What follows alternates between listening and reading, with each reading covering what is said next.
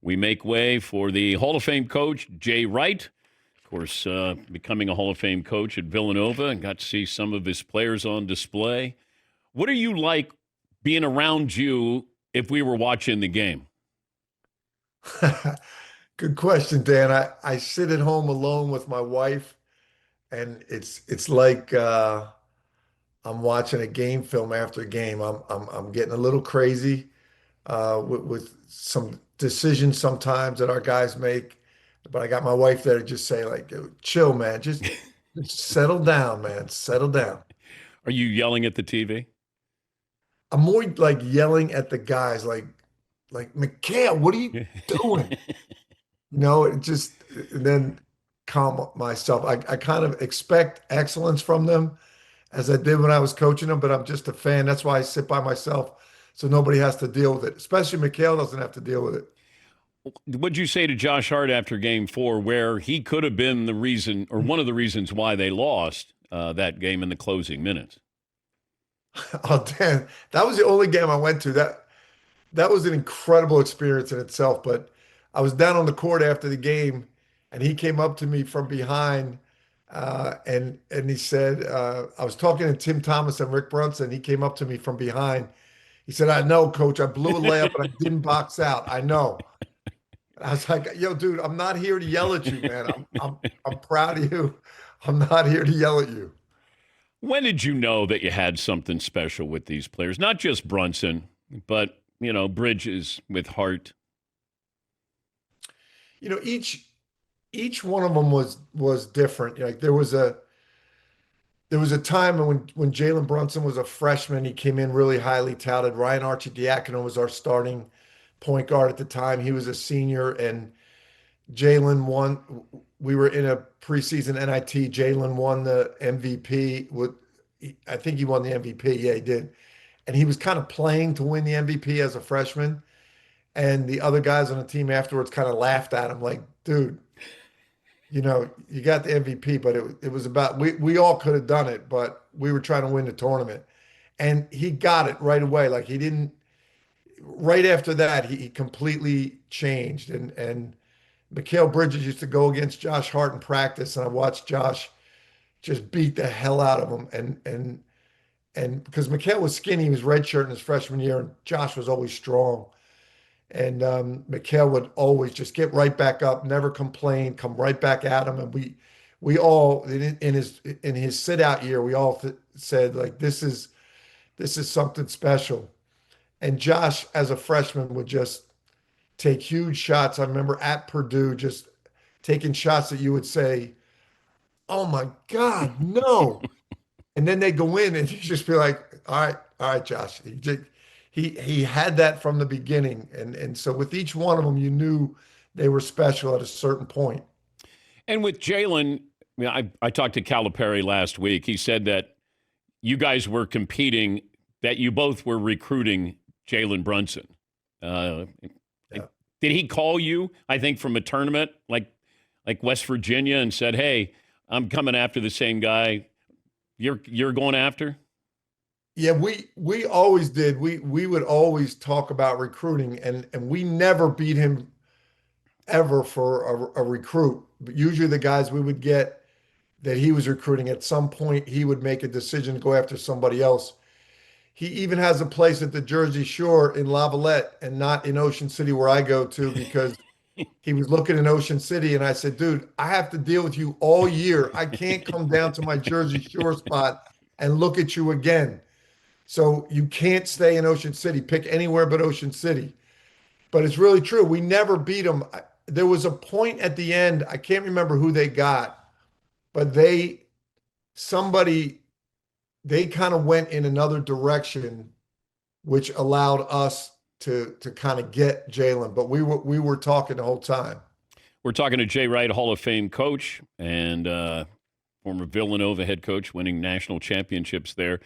Uh, when you look at Brunson, you even said this publicly that you didn't think he was a one. Maybe he was going to be a two, a complimentary, kind of the way he was in Dallas, or maybe a three on a championship team. What is it about him that makes him made for these moments here? Dan, I think he just proved it to everybody, and proved it to me. I really thought the Dallas situation when Luka Doncic was kind of the go-to guy, maybe the little bit more wild scorer, but dominant physical player. And Jalen was kind of the brains of the team and the leader and the go-to guy when you needed him. I thought that was perfect for him.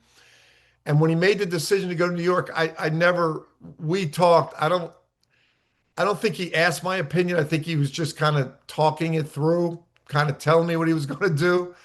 And I didn't tell him what to do, but he specifically said, like, I want to lead a team. And I said, go for it, my man. You got to trust yourself. Um, but what he has done is taken, and he did this in high school, and he did it in college, and now he's done it in the NBA, which has blown my mind. He's taken his perceived inadequacies, like being too small, being too slow, not being athletic enough, and figured out how people are defending him and how to use that to his advantage. And his changing speeds, his physicality, his footwork, he uses that based on the fact that people don't think he's athletic. He's more athletic than people think. He's faster than people think. He's actually bigger than people think too. They say he's 6'1". He's bigger than 6'1", but he uses that all to his advantage and holds no grudge against anybody that thinks that of him. He just does it to prove it to himself. What is it that you taught these players that has helped them be successful in the NBA? What did they learn at Villanova?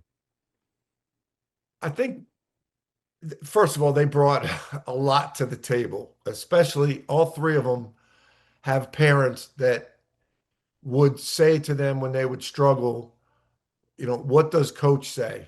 Listen to coach, which sounds simple, but it's so rare with great players. Um, I think the one thing that they all brought a lot of talent, they brought a lot of competitiveness. Our mantra at Villanova was the word attitude, that you control your attitude on each play and you control your attitude on each day. So regardless of what happened in the game before, that next day you got to come with a clear mind, positive attitude, learn from your mistakes, be humble based on your positive plays and your successes, and then get better the next day. Get better the next play. Have a clear mind the next play. I think that's probably what they took from us the most, and they've definitely added their own version of it in a highly successful way. And what I loved about the teams that you built is you looked at this as not 1 year. I'm building a team. I hope they stay 3, maybe they stay 4 years. And it's such a luxury now for a coach to be able to let them play when a game is on the line. Like, I don't have to micromanage them. And I always got into this with Calipari. I said, John, you can't have these one and dones because they're still kids when they get to the tournament. And that's why, they get knocked off. But did you, I don't know if you settled for this or did you avoid, you wanted one and dones, I'm guessing. You just didn't get them and then all of a sudden you decide to have a different blueprint? No, that's exactly what it was, Dan. Like all of these guys, and a lot of the guys that John got, we recruited, and we said to them, "Look, you might be one and done, and if you are, great, but you have to come to Villanova with the mentality that you're going to be a part of something bigger than yourself, and that your best chance of being the best player you can be is being a part of this program and striving to get better every day. If you want to just go and play your way and put your talents on display for the NBA, there's other places where you can do that extremely well. But Josh, Jalen, Mikal, all the guys that came with them to Villanova came with the idea that I want to go to the NBA, but I want to be the best student I can be. All three of them graduated. I want to be the best student I can be. I want to be the best person I can be. I want to be the best player. I have a lot of room I have to grow. I want to do that at Villanova, and then I want to be ready when I get to the NBA. I don't want to have to learn when I get to the NBA. Do you miss coaching now? I mean, this time of the year, you're in the Garden for Game 4. Do you have to say to your wife, maybe I could coach again? You know what, Dan? I know that I'm done because I'm sitting there at the Garden and I'm watching Mike Brown stick with, I'm watching him uh, stick with Alvarado at the end of the game, and I'm thinking to myself, oh my God, if this doesn't work, they're going to kill him. I don't miss this at all. I thought that was such a gutsy move It in Game was. 4. Yeah. And Yeah. I look at those guys and I watch a bad call and I look at Mike Brown and I think to myself, he's dying inside. I know he's dying. So I really enjoy being a fan. I really don't miss it. Is that the best sporting event you ever been to? Aside from winning a couple of national titles, but No, that's that night. I didn't go to any games. I only went up to that game because Rick Brunson texted me and asked me to come. And so I knew it was kind of coming from the guys. And our driver couldn't get our car within 6 blocks of the Garden. So I knew we were going to have to get out of there and walk 6 blocks to get to our car. And it just looked like it wasn't going to be their night. And I thought, like, in the third quarter, I was like, I want to get out of here. I want to get back to Philly. But I knew I had to stop and see the guys afterwards. So I wanted to stay and see them. So thank God I stayed, because singing Frank Sinatra's New York, New York with 18,500 people, singing Jay-Z's Empire State of Mind, being on the court, hugging John Starks and Marbury and Spike Lee and Tim Thomas and Jalen and Josh and Mikal. That truly was one of the greatest sporting events I've ever been to. do you feel like you won a national championship? You know what? In my heart, it, I don't know if it compares to. There's a unique feeling in my heart that they took me on this ride with them, and all of us at Villanova, and we're a small part of it just as fans. But I woke up the day after like, we won, man. I feel so good. It's over. And there was even a sense of relief too. Like when I won it as a coach, there's a sense of relief, like it's over. We didn't blow it. Were you going to Game 6? I don't think so. Unless if they would have asked me to, because they know I don't like to go to the games.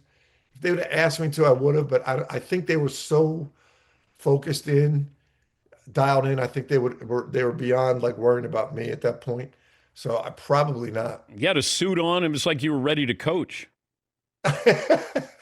No, man.